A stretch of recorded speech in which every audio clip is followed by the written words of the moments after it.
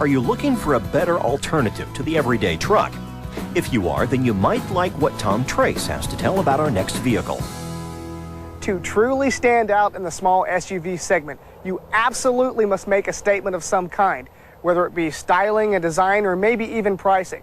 But automakers know that whatever the magic formula might be, it had better work fast.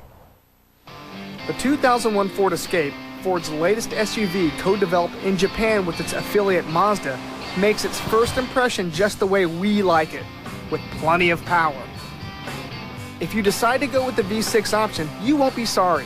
A common complaint for many compact SUV owners is that their vehicles lack horsepower. Not true with the Escape. You can get the Escape with Ford's 2-liter Zetec 4. It makes a respectable 130 horsepower. But once you compare it against the 201 horsepower 3-liter Duratec V6, there is no looking back.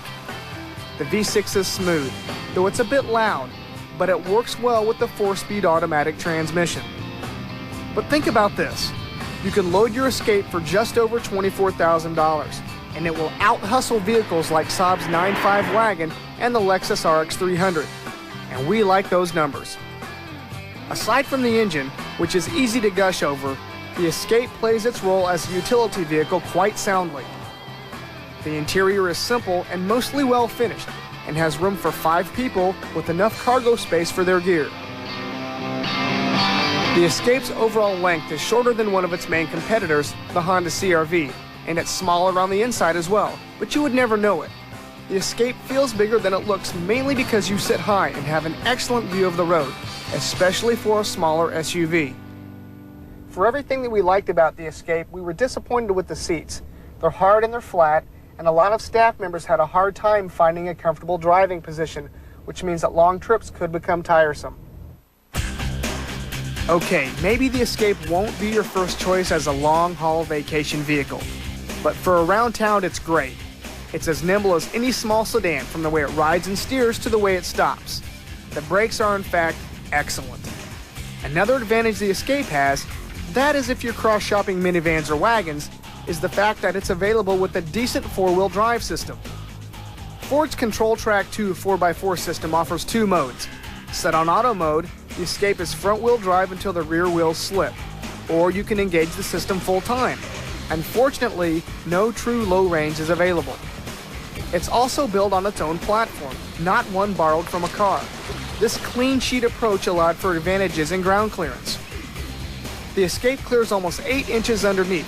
Combined with its short front and rear overhangs, it's rugged enough for moderate off-roading. If style and design is your thing, you won't be overwhelmed with the Escape, but you won't be put off either. Its tall cabin and wide stance does give it enough presence to stand out in a sea of small SUV lookalikes.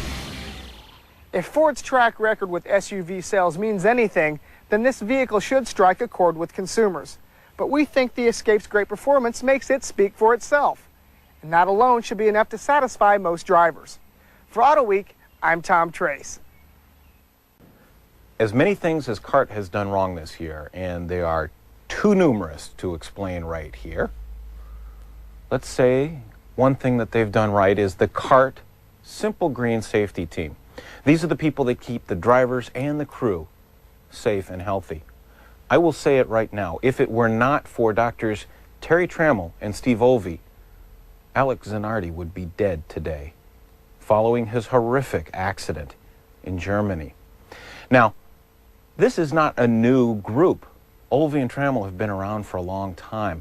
They can mark on their stethoscope many successes. It was 1984 when American hero Rick Mears suffered a horrendous accident in Canada. Now, if it weren't for those two, he would have had his feet amputated. Fortunately for us, Rick did not. And following his accident, he went on to win 2 of his 4 Indy 500 races. They are the people who keep the drivers healthy. They understand about race driver extraction. They practice this. They know the medical histories of many of the drivers and crew. Which makes this question even more poignant. Why on earth do the powers at NASCAR not follow the CART example? It's just unfathomable. But wait, there's more. Said Fred Schwab, who is the president of Porsche Cars North America, of his little off-road excursion in a 962 at the recent Rennsport reunion. It happened so fast, I didn't have time to get the T out in, oh shit!